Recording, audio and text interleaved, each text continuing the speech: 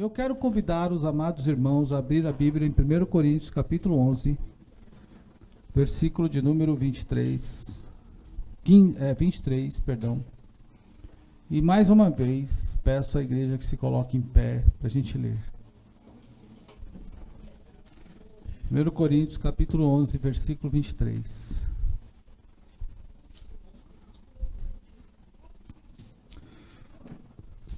O texto diz assim, vamos ler naquela tradução que está ali, que é a NVI, né?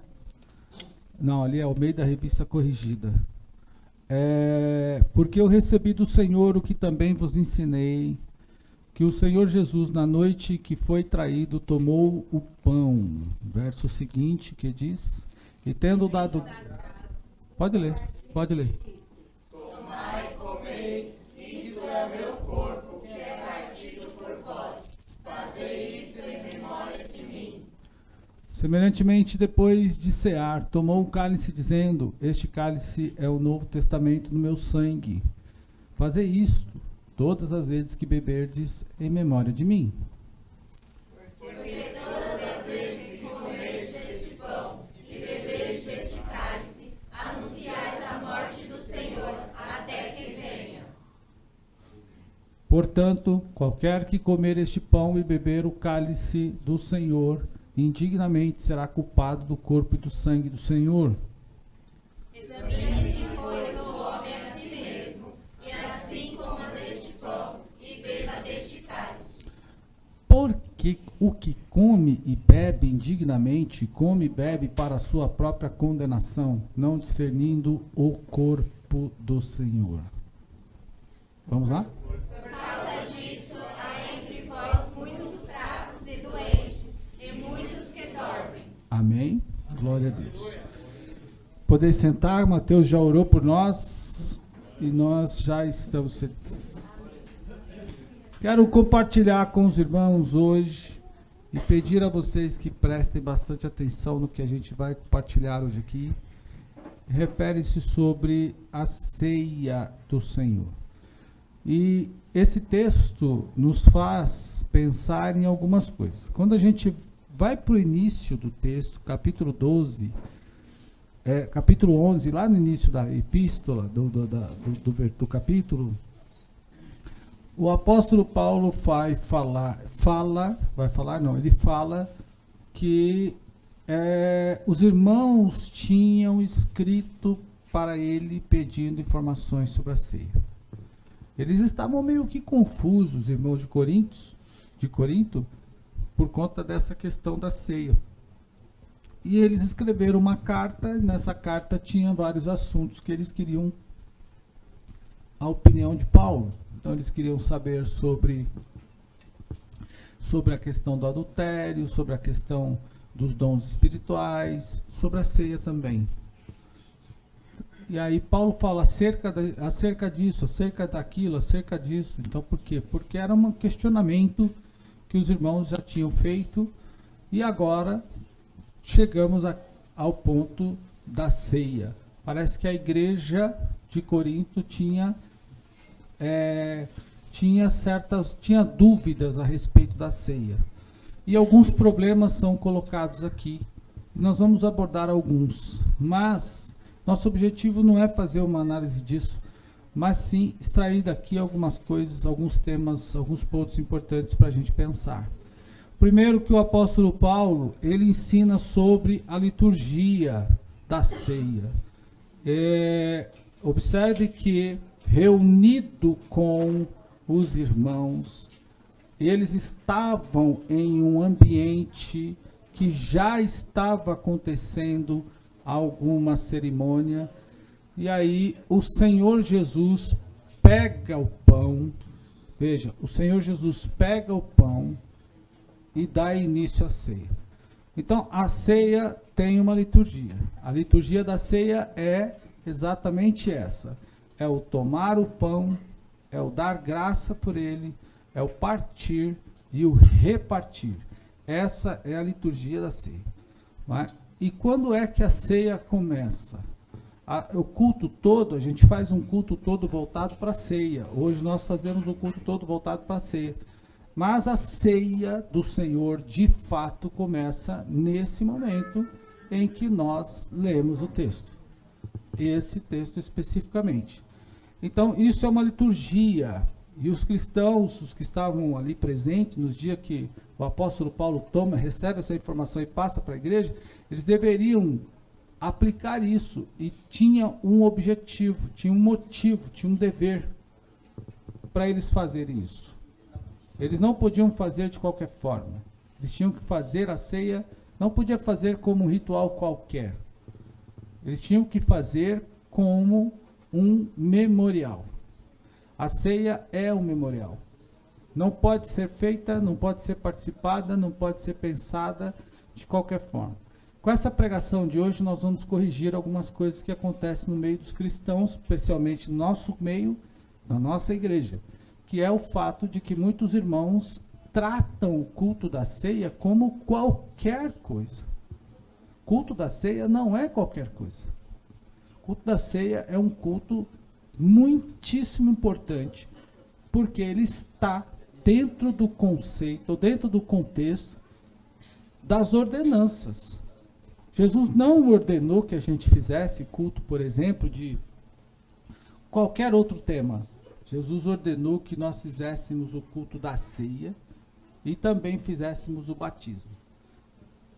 Se de todas as outras coisas, reuniões que Jesus mandou a gente fazer, ele disse que a gente deve participar, fazer batismo e ceia, como é que eu posso faltar dessas duas coisas? Não quer dizer que eu devo faltar das outras. Não é isso. Mas eu não posso tratar esse culto de qualquer forma. Eu posso tratar esse culto como uma questão qualquer. Ah, hoje eu não estou legal, não vou para a ceia, não participo dela. Ah, hoje eu estou assistindo o jogo e eu não vou participar da ceia. Isso é um crime que você faz que a pessoa faz contra a própria ordenança do Senhor. Ô pastor, e se hoje tivesse jogo do Brasil exatamente no horário do culto? A gente muda o horário do culto, não tem problema. Não haveria nenhum problema a gente mudar o horário do culto para participar, porque não está escrito na Bíblia que a gente tem que cultuar às 7 horas da noite, 5 horas da tarde, 4 horas da manhã. Onde está escrito isso?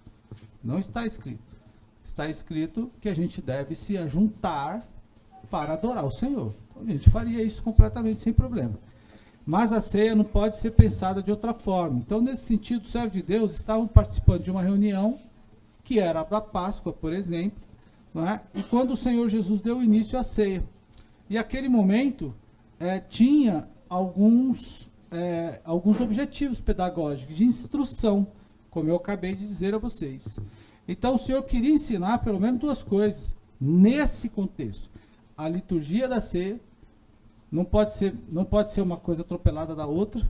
Ele não pega primeiro o cálice e distribui depois o pão. Ele primeiro pega o pão, depois ele dá graça, depois ele parte, depois ele distribui. Terminado, e observe como ele faz, como ele fez. E depois de feito dessa forma, ele distribui, ele toma o cálice, ele pronuncia sobre o cálice, não é? Ele dá graça pelo pão, pronuncia sobre o cálice, e aí distribui aos irmãos, e diz que todos devem beber. Essa é a liturgia, é uma coisa do lado da outra. E alguém poderá dizer assim, pastor, mas não pode mudar? Para mudar, eu teria que pedir, ele teria que vir e mudar. Posso mudar o horário do culto, como já falei. Podemos mudar a nossa liturgia do culto. O que é a liturgia do culto? É a forma. A forma que a gente apresenta o culto pode ser mudada. Posso inverter, colocar as crianças primeiro, a pregação primeiro, a oferta primeiro. Isso aí a gente pode fazer, pode mudar. Mas a ordem da ceia eu não posso mudar. Porque foi ele que estabeleceu dessa forma. E ele disse que foi desse jeito. E é desse jeito que a gente tem que fazer. Ser cristão é ser, irmão. Ser cristão, ir para a igreja, frequentar a igreja, ser crente, não é uma quebra assim, eu vou para a igreja agora e faço tudo de qualquer jeito. Ser cristão é exatamente fazer aquela coisa que está ordenada pelo Senhor. Está roteirizada por Deus ali. O que é isso, pastor? Ele já determinou como tem que ser feito e a gente tem que seguir. Então a gente precisa ter esse cuidado. E aí, no tocante a essa questão, ele diz assim, fazer isto em memória. Memória é lembrança. Memória. Esse ato da ceia precisa ser participado, praticado, realizado com o intuito de reavivar na memória do crente. Não pode apagar. Que é o que a gente percebe hoje. E eu vou tocar um ponto daqui a pouco, eu vou introduzir agora e vocês vão introduzir agora. Nos últimos tempos, nós estamos vivendo talvez o maior descaso com as questões relacionadas a Deus. As pessoas estão tratando Deus, a palavra, o Espírito Santo, como se fosse algo opcional. Fosse algo que eu... por exemplo, vamos imaginar assim, é uma coisinha a mais que talvez eu possa utilizar. Sabe aquele produto que você vai comprar lá na loja, e o cara fala assim, tô te dando isso aqui de brinde? Tá bom, deixa aí. Se por acaso eu utilizar, eu precisar, eu tenho, vou colocar na minha estante. O sujeito, uma certa vez, recebeu um telefonema de uma empresa de telefonia celular, querendo vender um modem, né? Aquele modem com internet. Aí, senhor, o senhor ganhou aqui um molde e tal, não sei o que, vou mandar para o senhor sem custo nenhum. Tá bom, pode mandar. O senhor vai ter um custo aí de tanto, mas não tinha custo? Não. O molde não tem custo, quer dizer, o pendrive lá, né? Não tem custo. Mas, para ter a internet tem custo. Aí falou assim, então, eu não quero a internet. A internet tem que pagar? Tem. Eu não quero a internet. Então me manda o modem. Aí ela falou assim, senhor, não dá para mandar o modem. Mas você não falou que não tem custo? Ele falou, tem. Não tem custo. Eu falei, então me manda o modem. Vou pôr na estante aqui, de repente eu vejo alguma coisa para ele. Não, senhor, mas não dá para mandar o modem sem internet. Então, o modem com a internet eu não quero. Eu não preciso da internet. Agora você me ligou para dizer que eu ganhei um modem sem custo. Então me manda o modem. O Espírito Santo, a ceia, não pode ser pensada como esse cidadão articulou a questão do modem. Manda para mim e eu coloco em cima da estante. Olha, eu posso ir para o céu sem ser um pastor? Pode. Eu posso ir para o céu e não querer ser um pregador? Pode. Eu tenho a opção de fazer isso? Tem, claro. Não está escrito na Bíblia que para você ser salvo tem que ser pastor, pregador, cantor, nada disso. Agora, invalidar o Espírito Santo, você terá que, para invalidar o Espírito Santo, você vai ter que revogar da Bíblia, tirar da Bíblia, João capítulo 14, por exemplo. João 16, do 14 ao 16, em que ele fala do Consolador. É de fundamental importância a presença do Espírito Santo na vida do crente. Sem o Espírito Santo, o cristão não vence o mundo, a carne e o diabo. Não vence. Então não é uma opção, vou levar um dinheirinho a mais, por exemplo, quando eu vou sair, o meu sem parar, minha tag do sem parar, acho que é tag o nome daquilo, né? Do sem parar tá com problemas. E já faz muitos anos que eu coloquei aquilo, então eu acho que a coisa atualizou e eu não troquei ainda. E tem algumas cancelas que ele lê e outras não. Então, em algumas eu passo e outras eu chego e fico parado. Passo nessa, agora na da frente fico parado. Aí tem que vir o cidadão e tal, abrir manual, ele vai checar para ver se está tudo certo, aí dá o joinha, eu vou embora. Né? Mas eu já procurei algumas lojas para trocar e não troquei aí, não consegui. Bom, então aí a irmã Cida, quando eu vou sair, ela fala assim, se eu separar, tá pago? Tá pago. Mas leva um dinheirinho aí que vai que você precisa. Né? Então, essa preocupação sempre existe, mas não pode ser pensado isso em relação ao Espírito Santo. E não é uma opção a mais. É fundamental. A relação do cristão com o Espírito Santo é fundamental, da mesma forma que é participar da ceia do Senhor. O cristão tem que participar da ceia do Senhor. Agora, ele precisa, é claro, como é nossa doutrina, estar em comunhão, ter batizado nas águas. A igreja não serve ceia para quem não é batizado. Outras igrejas fazem isso, mas a Assembleia de Deus não faz. E ele precisa estar em comunhão. Então, é importante. E nós vivemos esse momento em que uma parte da igreja está achando que não precisa. E aí você vê... Como é que você percebe isso, pastor? Você vê isso em menos busca do batismo, pelo batismo do Espírito Santo. Quando nós deveríamos estar o tempo todo buscando o batismo no Espírito Santo. Você vê na ceia. Ah, hoje é ceia. Eu tinha esquecido do que hoje era o culto da ceia, mas jamais esquecer, por exemplo, optar. A gente está tão envolvido esse dia, eu falei para a irmã Cida hoje, a gente está tão na correria nesses dias que se acaba perdendo aí a questão dos dias e horas. Mas, hoje eu acho que eu não vou tomar ceia hoje não. Eu não vou tomar ceia hoje não. Por quê? Porque eu acho que eu cortei o dedo. Isso não pode acontecer. Ela tem uma função memorial. Ela tem uma função de memória. O crente precisa ter isso na memória. Então, nesse sentido, devemos pensar que a ceia tem o caráter de comunhão, porque ela junta os crentes salvos em Cristo em redor da mesa, em torno da mesa do Senhor.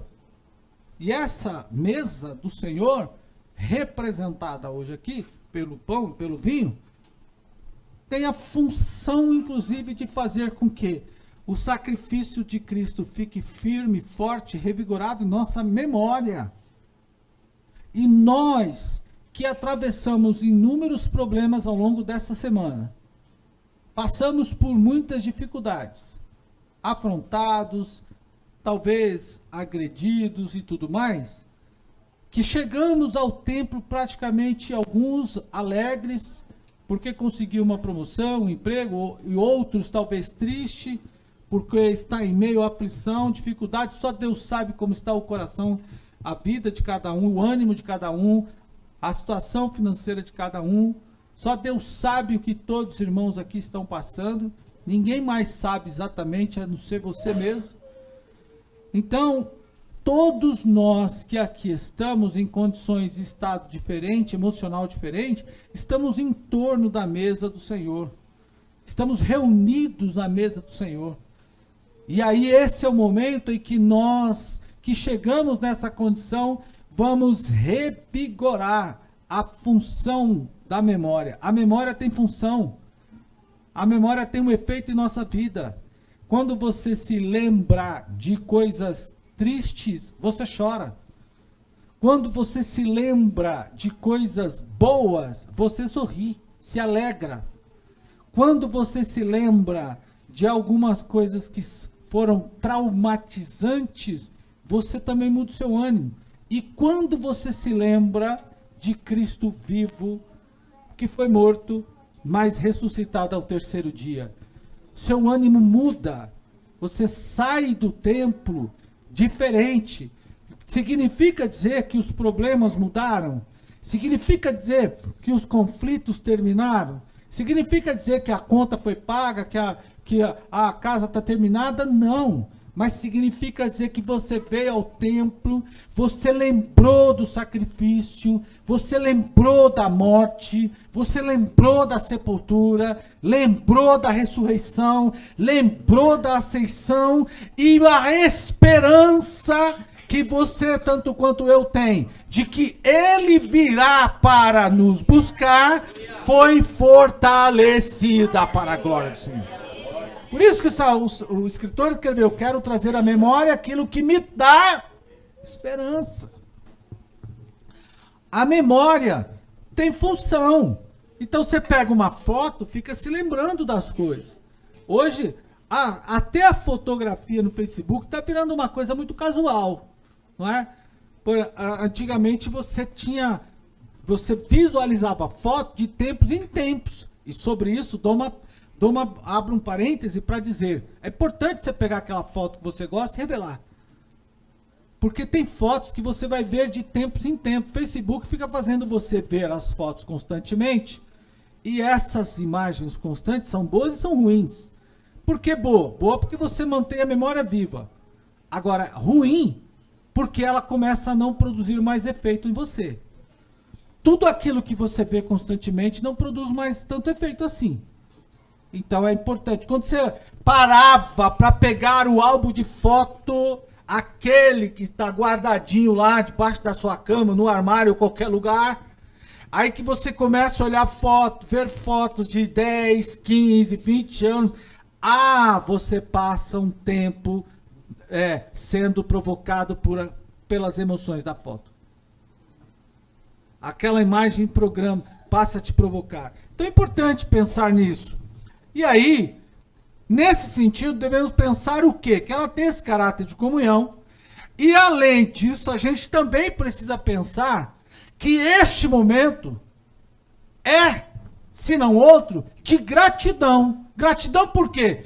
Porque Cristo demonstrou um amor tão grande por nós que jamais qualquer pessoa seria capaz de pensar em fazer. Irmão, que homem foi esse? Capaz de, pendurado na cruz, depois de ter sido maltratado, chicoteado, depois de ter sido vilipendiado, cuspido, humilhado, do jeito que foi, olhar para as pessoas que fizeram aquilo com ele, nele, para as pessoas que humilharam, zombaram dele, estavam chacoteando ele naquele momento. Que tipo de homem é esse, capaz de naquela hora, olhar e orar, dizendo assim, Pai, perdoe. Eles não sabem o que estão fazendo. Talvez nenhum de nós aqui teremos essa capacidade. Suportar isso. Talvez nenhum de nós aqui suportaríamos isso, mas Deus, por isso que Paulo escreveu, bendito, lá em Efésios 1:3, bendito Deus e Pai de nosso Senhor, o qual nos abençoou com toda sorte de bênçãos espirituais nos lugares celestiais em Cristo, e também, como também nos elegeu antes da fundação do mundo. Olha só o que Paulo diz, para que fôssemos santos, irrepreensíveis, diante dele em amor, e nos predestinou para sermos filhos da adoção por Jesus, para si mesmo, segundo o beneplácito da sua vontade, para louvor da sua graça, pela qual nos fez agradáveis a si, no amado, em quem temos redenção pelo seu sangue, remissão das nossas ofensas, segundo a riqueza da sua graça, que ele fez abundar em nós. Olha, irmão, estar aqui na ceia do Senhor é um dever, um deles. Por que, pastor, é um dever? Porque aqui eu vejo quanto Jesus me amou.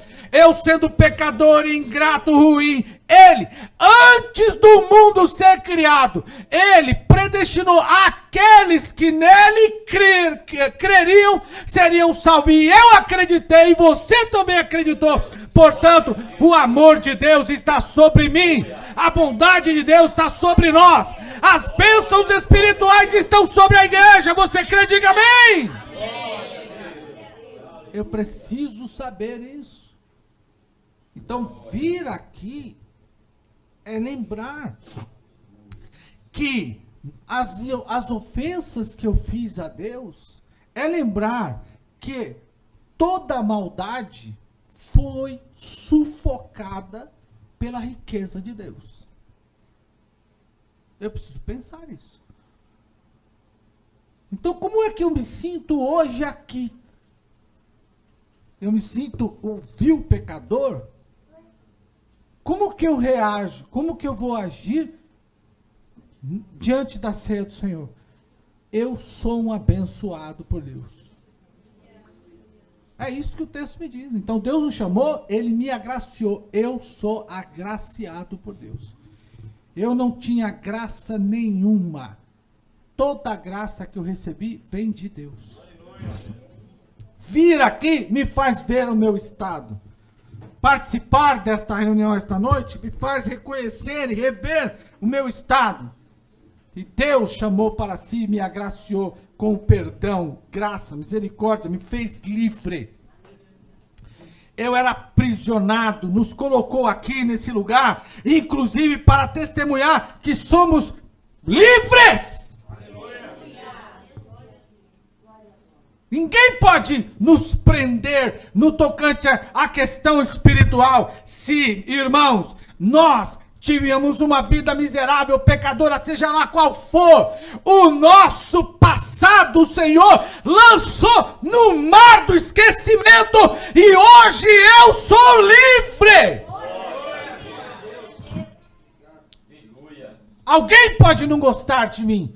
Alguém pode achar que eu não... Pode achar que a minha companhia não é boa. Isso não importa, não me interessa, não tenho preocupação com isso. O que eu me interesso é que há uma mesa preparada para eu me reunir junto com os outros que também creram nele. E juntos nós vamos cantar, já cantamos. Vamos orar, já oramos. Vamos ouvir a palavra, estamos ouvindo. Vamos entregar nossa oferta daqui a pouco, ou já vamos entregar, não tem problema. Mas de toda forma sairemos daqui dizendo: eu espero o dia em que o Senhor virá para arrebatar a igreja. Eu sou livre.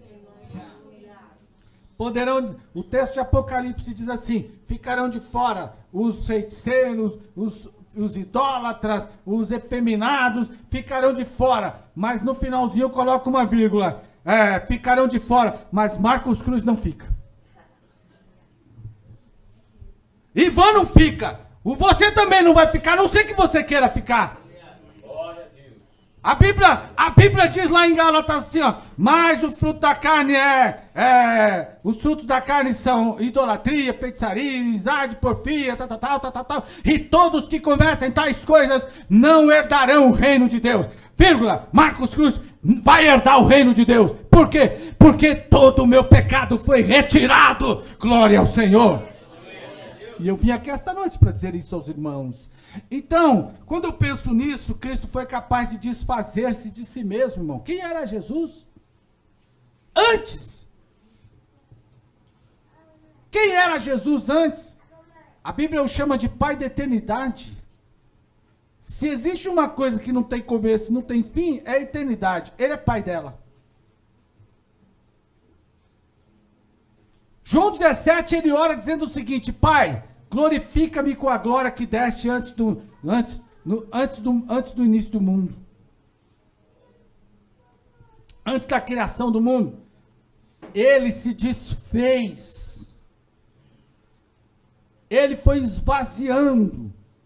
Para que eu pudesse estar aqui hoje, ele esvaziou-se de si mesmo, assumiu a forma humana. Ficou pequenininho. O Criador do universo foi esvaziando. Se pudéssemos fazer uma comparação, diríamos o seguinte: ele foi ficando menor que querubim, serafim, anjo, arcanjo e o menor das criaturas, o homem. E esvaziou-se da sua forma, como diz Paulo lá em Filipenses capítulo 2, versículo de número 5 a seguir, de sorte que haja em vós o mesmo sentimento que também houve em Cristo Jesus, porque sendo ele na forma de Deus, não usou de usurpação ser igual a Deus, antes esvaziou-se a si mesmo e tomando a forma de servo, fazendo-se semelhante aos homens, foi achado na forma de homem, humilhou-se mesmo e foi obediente até a morte e morte de cruz. Olha só, ele vem se esvaziando. E ele demonstrou isso. Quando quis entrar em Samaria e os samaritanos não receberam, perguntaram para ele o seguinte: podemos orar a Deus e Deus mandar anjo para destruir esse samaritano? Ele disse assim: vocês nem sabem de que espírito são. Quando preso, Pedro corta a orelha do soldado, aí ele disse assim: eu dou a minha vida e eu tomo de volta. Poderia rogar ao Pai, ele mandaria milhares de anjos agora. Ninguém tem o poder de dar a vida e tomar, irmão, mas ele disse: eu dou e eu pego quando eu quiser. Com todo esse poder, ele foi até a morte, e morte de cruz, assumiu a condição de um homem pecador, mais humilhado da história. A morte de cruz era para o mais terrível pecador, sem pecado algum, sendo Deus, todo-poderoso, não cometendo nenhum sequer pecado. A Bíblia diz que nem os discípulos acharam nele nada para o condenar ou acusar, nem os algozes dele acharam qualquer coisa para o acusar e condenar, nem as autoridades religiosas ou civis, os romanos, acharam nele qualquer possibilidade de o acusar. Ele não teve sequer uma só oportunidade para que as pessoas pudessem acusar. Não havia nele caso algum. A Bíblia diz: não havia nele pecado algum para o acusar. Não havia nele falha alguma. Quantas eu já cometi essa semana? Quantas falhas você já cometeu essa semana? Nele não houve nenhuma. Nele não houve sombra de variação. Nele não houve absolutamente quem achasse qualquer coisa. Se alguém olhar para você, vai achar defeito. Pode ser bonito como for. Beleza. É uma questão subjetiva. Um entende como bonito, outro entende como feio. Beleza. Não é uma questão consensual de todos. Então quem olha para uma pessoa e acha bonito, a mesma pessoa pode ser vista por outro e ser achada como feio. Se você olhar em mim, vai achar defeito. Se eu olhar em você, vai achar defeito. Vamos achar defeitos também. Temos defeitos, mas ele nenhum. Qual ele tinha? Foi visto, percebido, entendido como inteligente, sábio, de boas palavras. Eu tropeço em palavras, ele não tropeçou em palavras.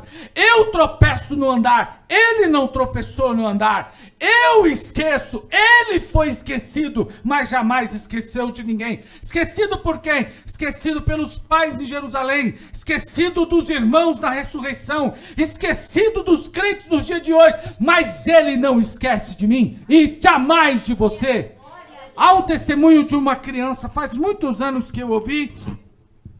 Ele sempre vinha para a igreja e quando chegava dizia assim: Jesus, cheguei e vim para te adorar. Essa era a oração, não sabia fazer outra. Jesus, cheguei, vim para te adorar. Jesus, cheguei, vim para te adorar. Cresceu assim até que se tornou adolescente. E quando adolescente, há um testemunho que eu ouvi faz muitos anos, eu nem sei quem é essa pessoa, mas ouvi, e aí ele teve um problema, foi hospitalizado, ficou internado, quase que em coma, e ficou muitos dias. E como está mais ou menos o nosso irmão Marcelo, que já ultrapassa tanto tempo internado? Bom, e essa criança, eu tive lá com o Marcelo, conversando com ele, e é interessante que ele, mesmo na condição em que ele estava, não podendo falar, esse dia ele mandou um vídeo para a Mancida já falando, não sei como está a situação dele agora, nesses dias, mas com muita dificuldade, a memória funciona. Vocês viram que a memória da pessoa funciona. Bom, dito isso, irmão, ele lá em coma, orando a Deus. Em coma e orando a Deus. E orando a Deus. E sempre pensando, segundo o testemunho que eu vi, Jesus, não esquece de mim não. Eu sempre tive na tua presença. Porque o sujeito reconhece o estado em que está. Ele não pode mudar. Depende de uma mudança. E segundo o testemunho contado naquela ocasião, numa certa noite, num certo evento, num dia, não sei que hora daquele dia, chega um médico. E o médico se aproxima para fazer exames, chama ele pelo nome e diz assim, sabe quem eu sou? Aí ele disse, não, eu sou Jesus, cheguei e vim te curar. E curou o menino. E ele naquela hora melhorou, saiu do hospital e depois se tornou um dos anunciadores da palavra de Deus e anda por aí anunciando, não sei se ainda hoje, porque já faz muito tempo que eu ouvi esse testemunho. Eu esqueço, mas Deus não esquece. Eu preciso ser lembrado. Mas ele diz assim, ainda que a mãe esqueça do filho que tenha escrito na palma da mão, eu jamais esquecerei de ti. Eu preciso ser lembrado, mas ele não esquece do meu nome. Glória seja dada ao nome do Senhor. Eu me lembrei agora e eu contei ontem esse testemunho na reunião de pastores, contei para um irmão, por que eu vim parar aqui novamente? E eu vou lembrar vocês, por que eu vim parar aqui nessa igreja de São Paulo? Para quem não sabe, começamos esse trabalho e eu fiquei aqui por cerca de 6 meses. Eu vinha de Tietê, depois nós tivemos problemas com alguém que quis aproveitar essa mudança, esse traslado que eu tinha que fazer toda semana, toda sexta-feira. Às vezes eu vinha na terça com o pastor Joel, voltava no sábado para dirigir o culto. Fazia 2 vezes na semana esse caminho aqui, de Tietê a São Paulo. Vinha dirigir o culto aqui para 3, 4 pessoas. E aí, irmão, o pastor Joel veio muitas vezes comigo. Por isso que a igreja tem que olhar essas coisas. Não conhece essas histórias. Mas para quem já foi lá em Tietê, né? Esse dia alguém saiu para ir comigo a Tietê e falou assim, vamos a Tietê. Quando peguei Castelo Branco e estou indo embora, não, estava pensando que era Tietê, rodoviária. Não, filho, nós vamos viajar 2 horas, fique tranquilo aí, tá bom? Fica bem sossegadinho aí que nós vamos rodar um trecho bom aí, dá até para dormir. E aí, irmão, eu me lembrei e contei isso para um irmão ontem. Eu tinha vindo, fiquei por 6 meses, tivemos problema com alguém que aproveitou esse intervalo em que eu estava lá e tinha que vir. E aí a pessoa tentou tomar e usurpar a igreja. E aí isso aconteceu. A igreja era nova, bem pequenininha. E aí, então isso aconteceu. Quando isso aconteceu, o pastor Joel socorreu com um colega nosso lá de Sorocaba, chamado Daniel. E o Daniel veio morar aqui para cuidar da igreja. Daniel ficou aqui 1 ano e 8 meses. E nisso, eu fui trabalhar lá, apoiando o pastor Joel. Fiquei lá, fui líder de mocidade nesse período, dei aula na escola bíblica, eu atendia culto com eles, sempre fazendo aquele trabalho que muitos de vocês hoje aqui fazem, acompanhando o pastor. É o que eu fazia lá. E aí, então, o Daniel, depois de 1 ano e 8 meses, quis ir embora. Não quis mais ficar aqui. E Daniel foi embora, e aí o pastor Marcos tem que ver o que a gente vai fazer com a igreja de São Paulo. E eu já não queria mais voltar. Já queria ficar por lá. Porque pensa, irmão, nesse trabalho. Não sei. Eu estava meio resistente. Não queria vir. Embora trabalhando lá. A irmã Cida também não queria vir de jeito nenhum. Não queria vir. E aí eu estava num culto de festa. E depois de uma pregação, ao descer do culto. E o pastor Joel tinha dito naquela ocasião, se você não assumir a igreja, você é o único que pode assumir aquela igreja, porque você é de lá. Se você não assumir aquela igreja, a igreja era menor, salãozinho bem menor. Para quem não sabe onde era a igreja naquela ocasião, a igreja era bem próximo, localizada bem próximo ali naquela, onde tem aquele salão do reino.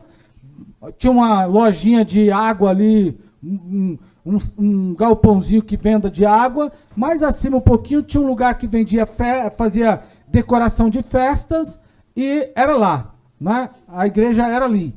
E ali fazíamos culto. E o pastor, se você não quiser, eu vou ter que acionar os pastores que estão da região e vou passar o trabalho para alguém, porque não dá para a gente fazer esse caminho e que a gente estava fazendo. Então, eu falei, pastor, vou orar. E fiquei dias. E o Daniel aqui querendo ir embora. Daniel só esperando a minha resposta para poder ir embora, para ir para outra igreja. Daniel foi embora. Não é? Mas ele estava atendendo os cultos aqui na igreja. E aí, saindo de um culto de missão, naquela época eu tinha voltado para a itinerância, inclusive, saindo de um culto de evento, de festa, descendo o culto, aí vem uma irmã, que eu não a vejo mais, há tempo.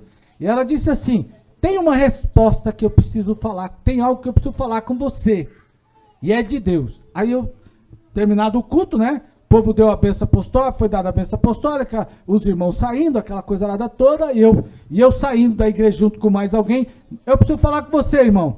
Aí, pois não, preciso dizer a você, dizendo para mim, preciso dizer a você que a resposta que você tem que dar relacionada ao trabalho lá, a irmã não sabia de nada disso. Eu estava num ambiente fora de qualquer contexto. Essa realidade aqui não havia sido tocada na questão daquela noite da pregação. A resposta que você tem que devolver ao pastor não pode ser negativa, porque Deus está mandando você para lá. Eu falei, eita. Aí eu nem falei isso com a irmã Cida. Quando cheguei em casa, disse assim, irmã Cida, vou aceitar o convite do pastor, vou aceitar a fala do pastor e vou assumir a igreja. Ela disse assim, eu não vou. Ela disse, eu não vou, não foi? Ela disse assim, eu não vou. Indo para casa, no carro, disse, eu vou aceitar, eu vou dizer ao pastor que eu vou receber a igreja lá em São Paulo. Ela disse assim, eu não vou. Eu vim por 3 meses, a irmã Cida não veio. Ela ficou. Por 3 meses, a irmã Cida, 3 meses, a irmã Cida não veio. Ela ficou. Eu vim depois. Depois disso, ela passou a vir. Eu vou, tem a família lá. Aí começou a vir para casa da mãe. Agora, a irmã Cida está aí, totalmente mergulhada no trabalho, depois de tantos anos.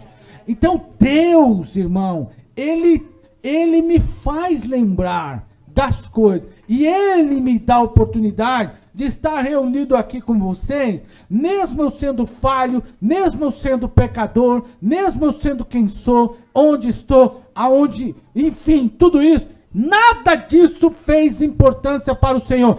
Ele me escolheu, Ele me trouxe aqui, Ele me trouxe para cá, e aí você veio para cá trabalhar comigo, aceitou o evangelho, desceu as águas batismais, quase a maioria aqui foi batizado por nós, graças a Deus por isso. Não é porque o pastor Marcos é bom, que a irmã Cida é bom, nada disso. É porque Deus me chamou e me trouxe aqui, e Ele é responsável por fazer o trabalho. Você pode dar glória. Eu não posso esquecer disso jamais, aleluia. Agora, irmão, além disso, ele se desfez do seu pecado, da sua vida, e assumiu a forma de homem para viver como nós, para que nós tivéssemos a vida dele. Como é que eu posso esquecer isso? Alguém diz assim, eu só vou para a igreja depois que eu parar de fazer isso, parar de fazer aquilo, parar de fazer aquilo outro, parar de fazer aquilo outro. Essa pessoa está pensando que é Jesus. Ninguém consegue libertar o homem a não ser Jesus. O dia em que Jesus olhou para mim e disse assim: eu arranco de você isso, arrancou. O dia que ele estendeu a mão para você e arrancou o pecado de você, arrancou. O dia em que ele chegou a você: hoje eu tiro o teu vício, hoje eu tiro a tua violência, hoje eu tiro as drogas, hoje eu tiro isso, hoje eu tiro. Ele estendeu a mão e retirou. Glória a Deus! Me lembro do testemunho da irmã. Pastor, tá aqui a irmã. Pastor, quando eu pecava brava, mas eu pegava pelo bico da boca, assim, entortava. A irmã tá aqui dentro. Pegava pelo bico da boca e entortava. Quem fez isso? Quem que tirou essa força? Quem que tirou essa dinâmica dela? Foi Deus quem tirou. Quantos podem glorificar o nome do Senhor?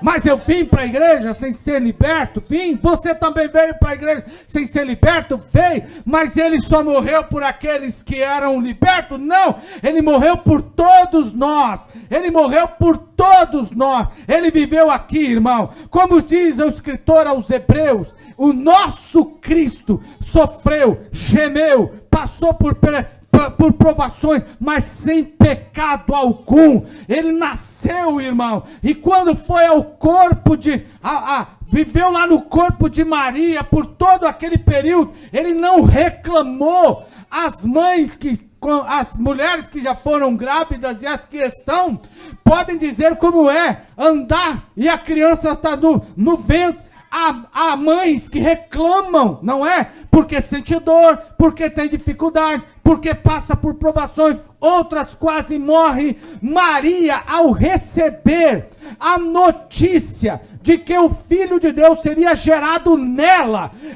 irmão, pastor Roberto dos Santos diz que ela tinha cerca de 14 a 16 anos, uma adolescente que enfrentou a sociedade da época, porque uma adolescente ficar grávida há 30 anos atrás já era um escândalo.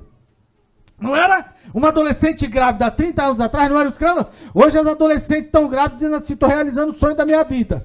Não sei que sonho, estou realizando o sonho da minha vida. Ser mãe, mas não sei que sonho. Claro, a mãe tem sonho, mas agora? Ser mãe agora? Claro que não. Vai contar outra. Lá atrás era uma luta, os irmãos sabem disso. Agora pense numa sociedade judaica, pensa numa sociedade como aquela em que Maria assumiu a possibilidade de ser, inclusive, irmão, destinada a viver na humilhação como pedinte. Por isso que Jesus intervém e não deixa José ir embora, porque se José não fica, ela seria confinada, irmão, a uma humilhação total, irmão. Ela seria confinada a humilhação total e grande. Preste atenção aqui, amado. Nesse sentido, quando o anjo diz a ela assim, irmão Ivan: olha, você vai ficar grávida e vai gerar em você, o que vai ser gerado em você é do Espírito Santo. Ela disse: mas eu não conheço varão. A pergunta dela foi relacionada à sua virgindade. Ela não perguntou: o que diz a minha sociedade? O que vai dizer o meu público? O que vão dizer os meus pais? O que José vai dizer? Como vai ser a minha reputação? Ela nada disso questionou. Ela simplesmente, como diz o texto, ela disse assim, Lucas, capítulo 1, versículo 46, diz assim: então disse Maria: minha alma engrandece ao Senhor, e o meu espírito se alegra em Deus, meu Salvador, porque se atentou para a humildade da sua serva. Olha aqui para mim, irmão, preste atenção aqui, ó. A sua serva, porque atentou para a humildade da sua serva. De agora em diante, todas as gerações me chamarão bem-aventurada. Olha, irmão, ela recebe esse plano que é contrário à sociedade da época. Jesus não reclamou, viveu lá, nasceu na manjedoura, viveu como pobre, viveu como trabalhador, foi humilhado, vilipendiado, xingado, escarnecido, foi açoitado, tudo isso, e morreu. E o pior de tudo, para todos, principalmente aqueles que não acreditavam, ele morreu, irmão. E quando ele morreu, pessoas perderam a esperança, perderam a fé. Discípulos que viram Jesus abrir olho de cego, abrir ouvido de surdo, levantar paralítico, ressuscitar morto, começar a dizer, já é hoje o terceiro dia e nada acontece, o Senhor está morto, já é hoje o terceiro dia e nada acontece. Preste atenção, irmão, que coisa interessante da gente pensar. Eles viram tantos milagres, eles viram tantas coisas acontecer, mas mesmo assim duvidaram, esqueceram de Deus. Pense, coloque-se no lugar de Jesus. Olha, eu curei na casa, eu curei para esse cara ver, eu ressuscitei defunto, eu fui na casa da sogra de Pedro, curei a sogra de Pedro, eu tirei Natanael, eu abençoei, e agora os caras me abandonaram. Como você reagiria, irmão? Qual seria a sua reação? Olha, agora na cruz, nenhum deles praticamente, nem todos, mas tinha alguns, estavam lá. Quem estava? As mulheres e João. E os outros? Estavam onde? Alguns não quiseram ir, outros não conseguiram chegar. Mas onde estavam as pessoas? Nilson Lins canta sobre a escuridão. Nilson Lins canta sobre o abandono. Nilson Lins canta sobre a agonia da dor. E ele, baseado no texto, fala sobre o sofrimento, sobre as afrontas, sobre o peso do chicote, o peso do corpo sobre os cravos. E pior de tudo, o abandono dos irmãos, das pessoas, daqueles que foram curados. Eu pergunto para vocês, onde estavam os leprosos que Jesus limpou, que viviam confinados no Vale dos Leprosos, na hora da crucificação? Onde estava o Bartimeu, irmão, que lançou a capa na hora da crucificação? Onde estava o filho da viúva de Naim, que tinha sido ressuscitado? E não estavam lá. Onde estavam essas pessoas, irmão? Qual a sensação de Jesus? Por isso ele diz assim: Pai, te dou graça. Ele diz primeiro: Deus, por que me abandonaste? Pense na agonia, irmão, desse homem, desse homem, porque era o homem que estava sofrendo lá. Não é assim que a gente fala: eu ajudei, eu cuidei, eu trabalhei, eu fiz isso, eu tratei, eu recebi na minha casa. Não é assim que a gente diz? Normalmente não é assim que a gente fala, irmão. Quando a gente ajuda uma pessoa e depois essa pessoa abandona, a gente não recupera.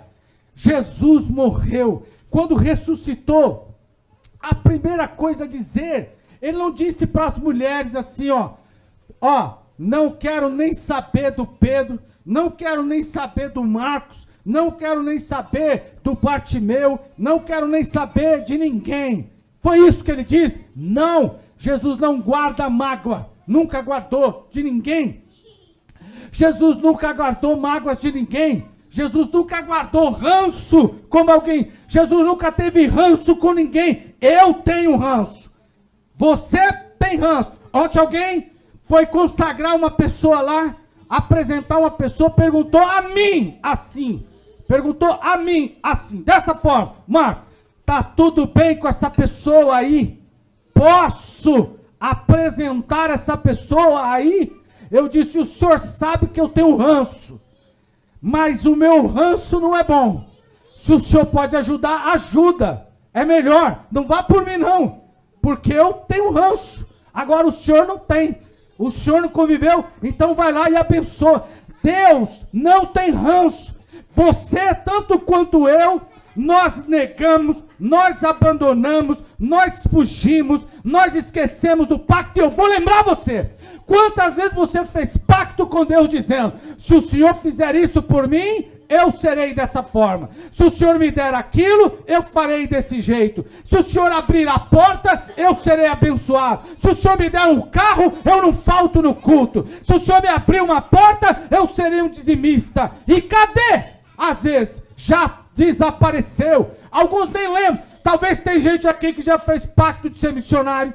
Talvez tem gente aqui que já fez pacto de ser pregador. Talvez tem gente aqui que já fez pacto de orar até o joelho estourar. Só não precisa estourar o joelho. Estou fazendo uma retórica aqui. Talvez gente já fez pacto aqui. Talvez gente já prometeu 1001 coisa para Deus aqui. Talvez você já fez. Talvez você nem se lembre mais. Está sendo lembrado agora. Por quê? porque, pastor, Deus está passando na minha cara. Não! Ele está mostrando para mim e para você que Ele é diferente de nós. Eu te cobro, eu desacredito, eu tenho ranço, mas Ele não. Ele, ao ressuscitar, disse assim: vai a Marcos, vai a Pedro, vai a todos, diga a todos os discípulos. As mulheres poderiam ter dito, mas Pedro negou. Pedro cortou a orelha do soldado. Eu não quero saber, vai atrás de cada um deles, porque eles são para mim, da mesma forma disse ele para Ananias. Quando Jesus mandou Ananias até Paulo, Ananias disse assim: Senhor, mas esse homem aí, ele é violento, mata crente, esse homem aí mata crente. Jesus disse assim: não te interessa o que ele fez, ele é para mim vaso escolhido. Quantas vezes, irmão, eu já me vi nessa condição, tanto de Ananias como de um fujão, tanto de Ananias como de Pedro, mas nunca consigo ficar no lugar de Jesus, porque Jesus, irmão, é só Ele. Jesus é só Ele. Eu já desisti, eu já joguei, eu já quis ir embora, eu já quis abandonar tudo, mas Ele não olha para trás. Ele renova. Ele renovou minha alegria, renovou minha fé, renovou minha esperança, renovou meu ânimo. Ele renovou. Eu já disse: eu não vou pregar mais. Aí no outro dia Ele me inspirou para pregar novamente. Eu já disse: tira de mim esse negócio de pregação que eu não quero mais. Ele no outro dia prega de novo. Um dia que eu disse: eu não quero mais orar por ninguém. No outro dia, de manhãzinha, alguém chega: dá para o senhor orar por mim? Dá para o senhor ungir? Oh, irmão, Deus não olha para nós desse jeito. E essa noite eu lembro de que Ele faz isso porque me ama, te ama, nos ama. Você pode dar glória a Deus? Mas eu vou fechar agora. Repitam comigo: mas Deus prova o seu amor para conosco, tendo Cristo morrido por mim, sendo eu ainda um pecador. Eu não sou santo. Ele morreu por mim, eu sendo pecador.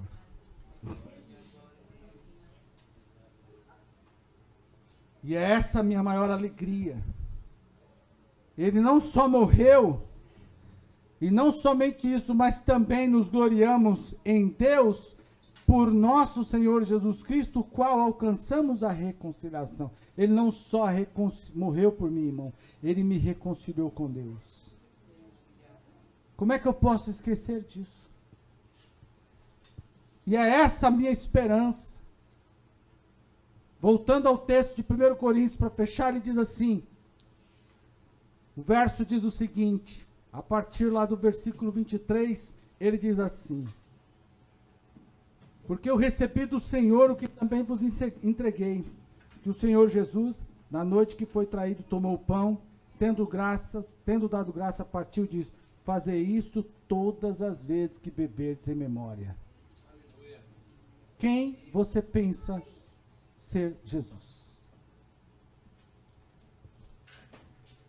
E ainda, ele diz, semelhantemente, depois de haver ceado, tomou o cálice, dizendo: esse cálice é a nova aliança do meu sangue, fazei isso todas as vezes que beberdes em memória de mim. Porque todas as vezes que comerdes este pão, e todas as vezes que beberdes esse cálice, anunciais a morte do Senhor, até que Ele venha. Eu não sei você, eu não sei para muitos outros irmãos, mas para mim, eu espero Jesus voltar agora. Eu espero Jesus nesse momento. Melk, me ajuda aí. Eu vou puxar uma música, me ajuda aí. Eu espero Jesus para este momento. Eu não sei você, mas eu gostaria de saber o que você pensa. Não sei se será hoje, não sei se será amanhã, eu não sei em que momento será, mas eu sei que pode ser, e pode ser agora. E para mim, eu tenho que viver sempre com essa expectativa. 442. Abram aí a sua harpa. Eu não sei você, mas abram aí. Olha o que diz o texto. Olha o que diz a música, a letra da música. Breve do céu Jesus há de aparecer, em gloriosa luz, todos o hão de ver.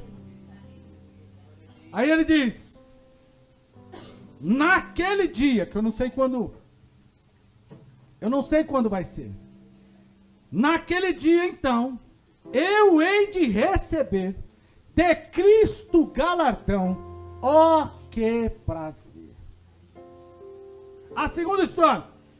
Na vinda do Senhor, irei eu receber do seu eterno amor, repouso e prazer.